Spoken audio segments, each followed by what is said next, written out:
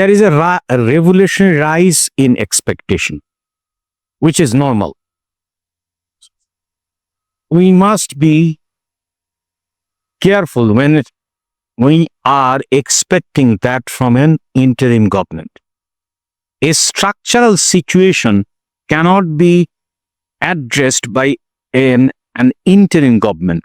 What an interim government could do is set precedents so that, or set certain red lines so that the elected government do not cross that line. Say, for example, there is a huge structural problem in terms of our financing. Why on earth a firm would borrow its capital from a commercial bank? It should come from the capital market. And that allows people to be equity holder. What we see that banks are lending out of money, the deposit, which is short-term in nature, and lending long-term. So inherently, there is a probability of high NPL because you are borrowing on a short-term basis and you are lending on a long-term basis. So this is a major structural reform. And nobody is denying, and that's why I have been very vocal, that we must follow not orthodox monetary policy nor orthodox fiscal policy. We must follow structural monetary policy and fiscal policy. What do I mean by that? Say, for example, the previous regime has created this oligarchy by giving tax rebates or subsidies, which we call rent, in order to remain in power. So this is a structural issue. So what we need to do is moving from this greenfield subsidies to that of ex post, meaning performance-based subsidies. So at least there could be two distinguishable indicators. Number one, how much employment it is creating. Second, if it is an export-oriented, how much export is it earning? So we have to really move. When we talk about National Board of Revenue reforms, tax reforms, what is the problem? The problem is that we do not follow rules. We follow the conglomerates that keeps you in power. So that's a structural reform.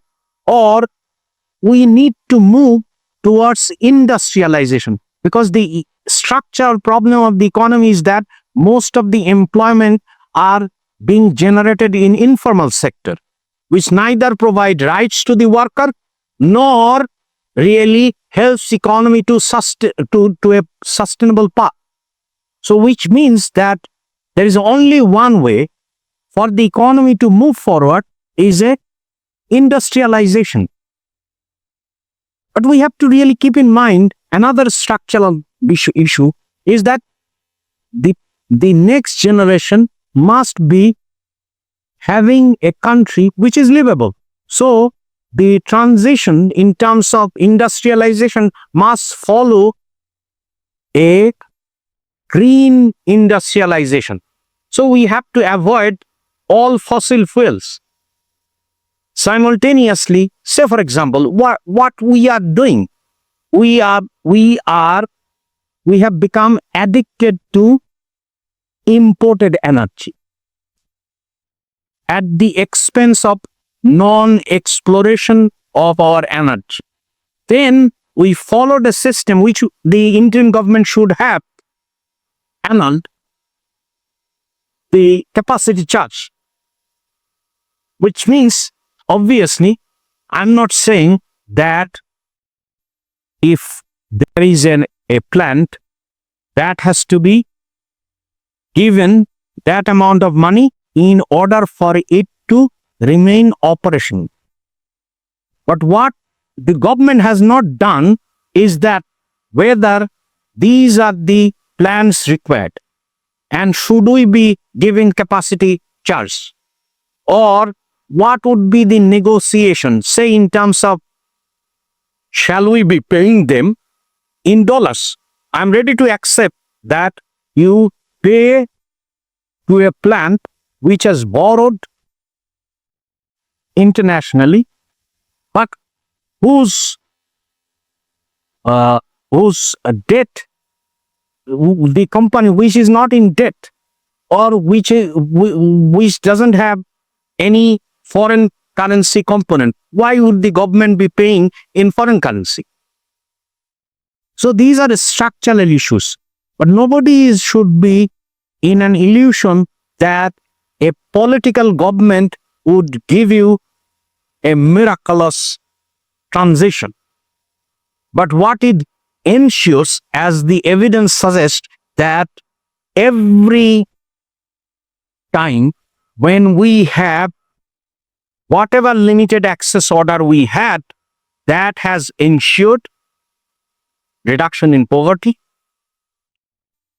increased employment, and that leads to reduction in poverty, that leads to investment increased, that leads to tax GDP increased.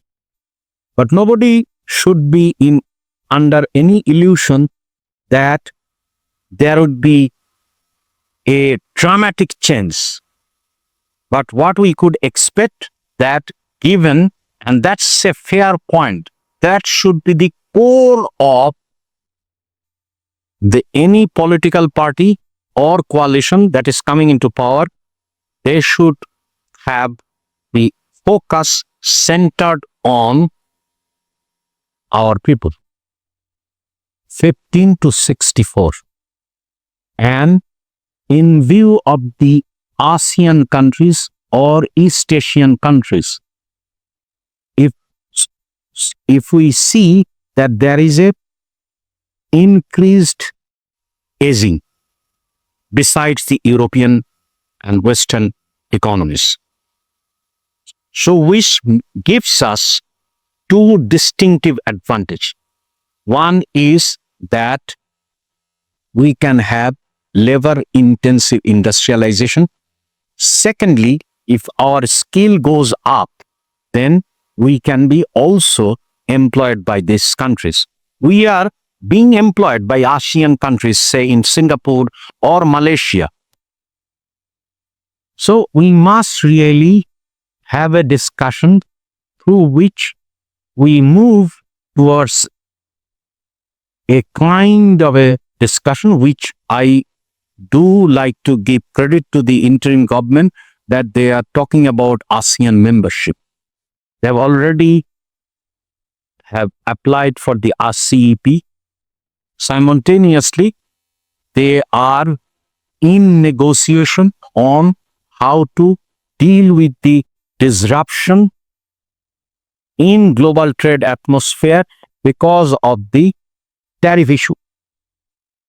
So which means that our structural economic policy has to factor in the geographies, the geoeconomics, and global asymmetric interdependence. So in other words, we have not seen that, and we are talking about South Asia is the least integrated region. But what we are not really talking about, how do we create a value chain, meaning that Bangladesh should be part of that growth process where Bangladesh is producing primary products, also intermediate products, also finished good. So that's a structural shift Bangladesh requires, so that Bangladesh creates and is really important for ASEAN, 600 million people, and then China, 1.3 billion people. Because where is that? Yes, we are exporting, we are importing from China. We have to really have a policy where China is importing from us.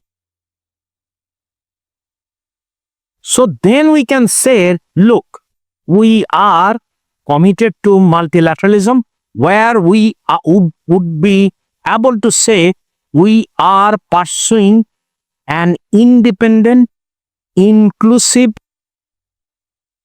not biased to a particular country, but a Bay of Bengal, that we are becoming an example that could create and give peace dividend. As I said, I would have expected a revised budget from the government, because that would allow the government to bring fiscal discipline. As we all knew that the previous government were not following any rule-based order. So given that it has been missed, I would really expect that two things. One, it should say, and it should begin saying that the government is proposing this budget knowing fully well that there would be, if the elections are held within June, then there would be a new government. So it should say that this is a budget which is also subject to the political government. Secondly, I would also expect that finance advisor comes up with a wish list. People might think, why a finance advisor should come up with a wish list? Because why I think, and I think it very seriously, because the government is here because of the sacrifice of the people, and most of the sacrifice came from ordinary citizens. So finance advisor could really come up with a list. Maybe it could be put as an annexure, where finance advisors say that these are the aspirations of the toiling mass who shed light for bringing back order. So these are the two things I would really like, apart from the typical budget. Secondly, I would like to see that government really makes a clear commitment that we are moving towards a rule-based order, meaning nothing would happen and nobody can break any rules. So institution matters and institution is important. That message should be the key foundation of the budget. So which means that bringing fiscal discipline. So this budget must really demonstrate how it is bringing fiscal discipline. Then the third issue, how is it really addressing the emergent issues or the issues that has been prolonging in Bangladesh? One is inflation. So how would the government really address the people who have fallen out because of the inflation? Or in other words, the government has inherited a social safety network system that is plugged by exclusion and inclusion errors, meaning that who are supposed to be in the list for getting those benefits are not there. Who are not supposed to be there, they had got those benefits. So how is it fixing that, or at least given that timeline? So the people who are in dire consequences because of the inflation. So what could be the role of the fiscal policy, and particularly when the interest rate is high? So that's the third area that I would really like to see. Fourth one, I would really like to see that it's not whether IMF is saying or somebody is saying, but this is really an issue that how government would increase domestic resource mobilization. And this is an opportune moment in terms of giving a signal, look, this is how we want to have discipline in the revenue system. Then the fifth one, which I would really like to see, is that, yes, the government cannot really ensure that there would be a pouring of investment, but government could really ensure that these are the policy routes that a political government cannot annul in terms of giving confidence to the businesses. Because we have seen, and there could be obviously media headlines in terms of having that lowest private sector credit growth, or there could be obviously headlines that this amount of people would fall further into poverty. So there has to be a signal that, look, these are the foundation that would reverse those trends. And the fifth one, which I would like to see from the fiscal side of the government, is they cannot really ensure a huge employment program, but they could really have certain program that can be further built by the next government. And I could give you at least 3 examples. The first one, why do we have lesser amount of people in terms of getting technical and vocational education, despite the fact we know there is a huge demand for it? So where is the mismatch? They could take a pilot program and show that this could be a successful one. Then they could have really gone with countries that require certain standards. So they could sign those standards so that if a training is provided by a Bangladeshi institution, that certificate is accepted by other places. Because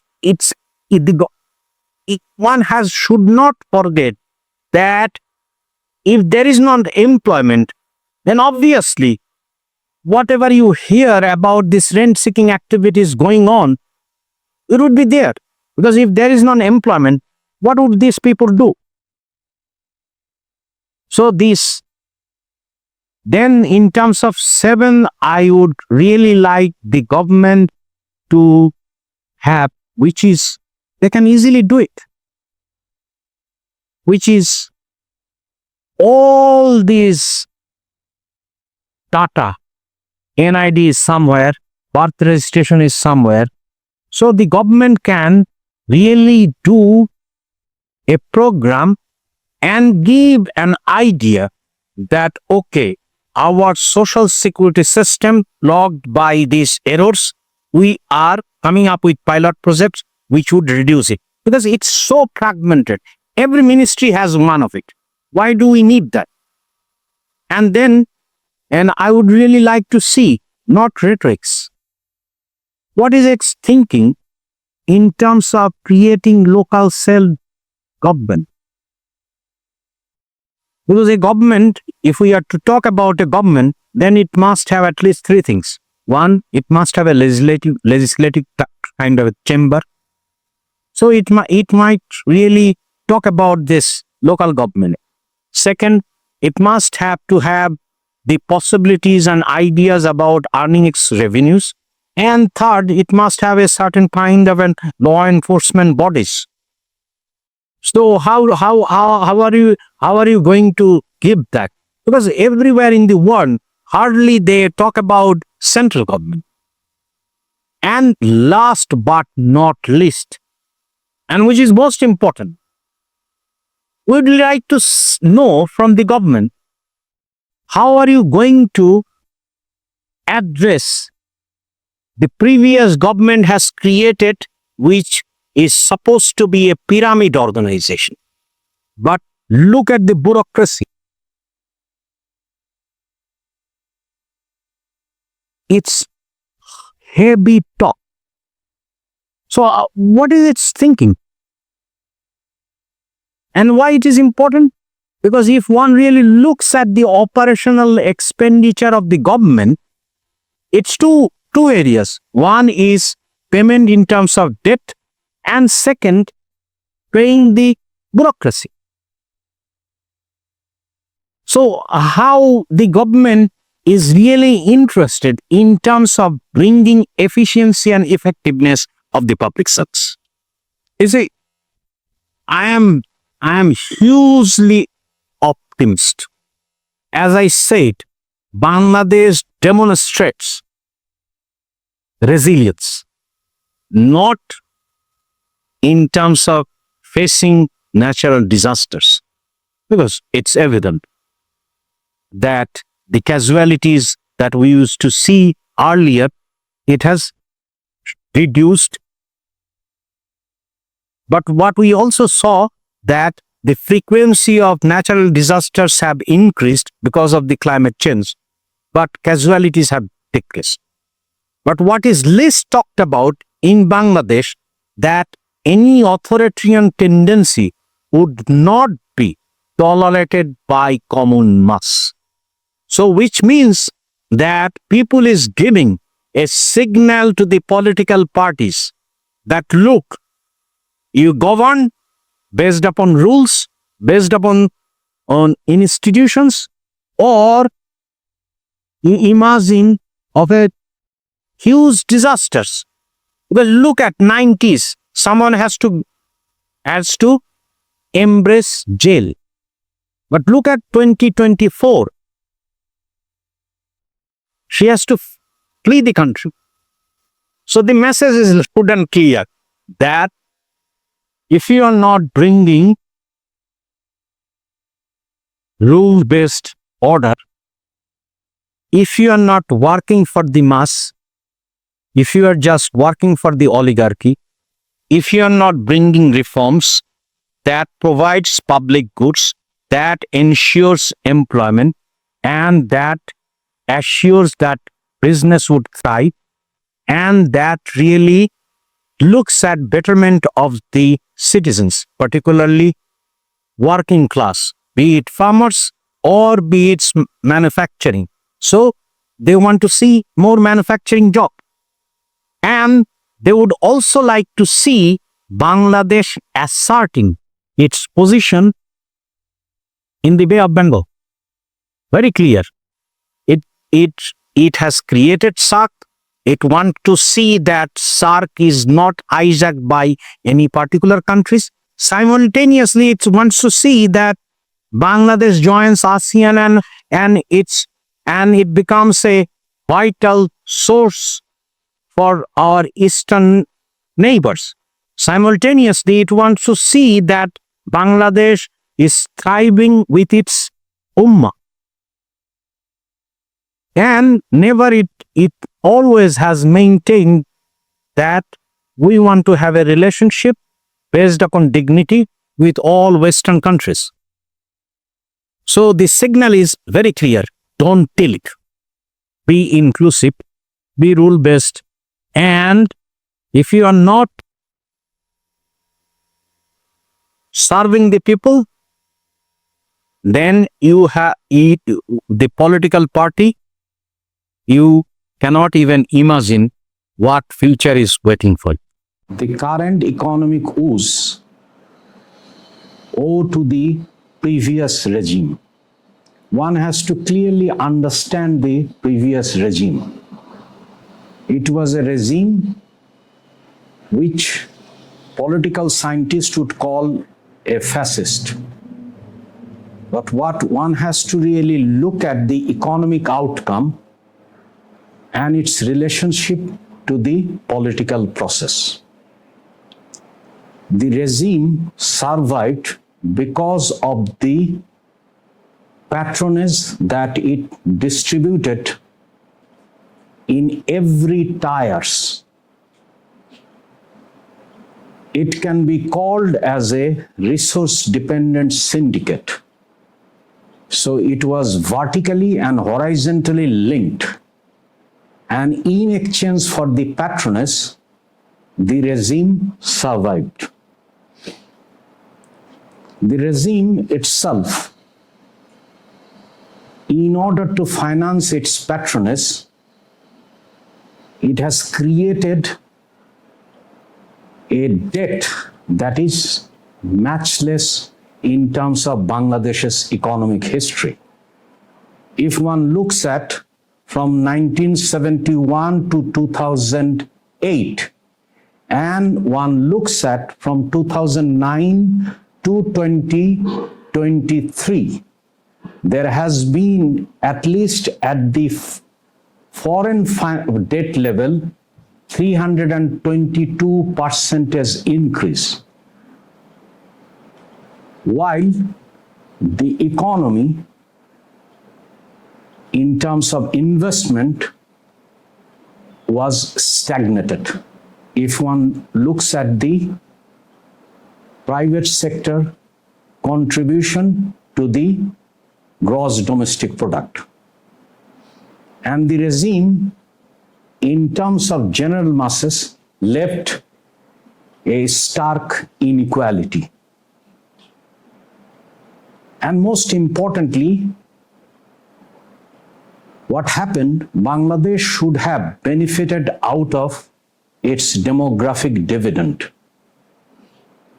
And Bangladesh is passing through fast demographic transition, meaning that its population in terms of 15 to 64 is almost closer to 60%. In 2030, it would be around 65%, and 2050, it would be around 70%. But what we observed, a model which is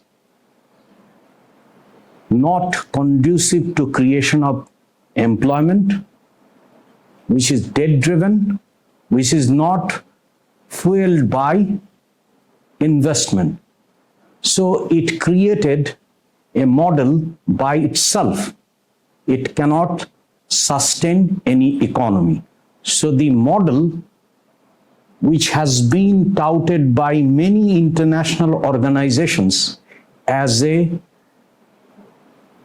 model that can be followed in different countries, is itself a mirage. So it gives us three very important messages. Number one, if a model doesn't provide employment, that's not sustainable. If a model is not steered by investment, that is not sustainable.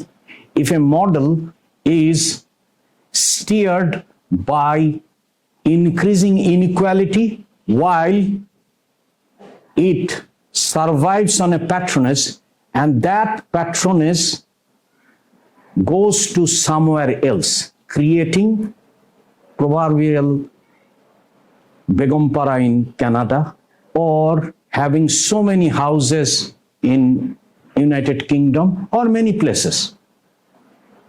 So that is where the economy stood. Joblessness, high inequality, stagnant investment, and slowing down of poverty. And because of the COVID-19, which they couldn't come up with a right kind of policy that reversed all the gains that were made during last 30 years.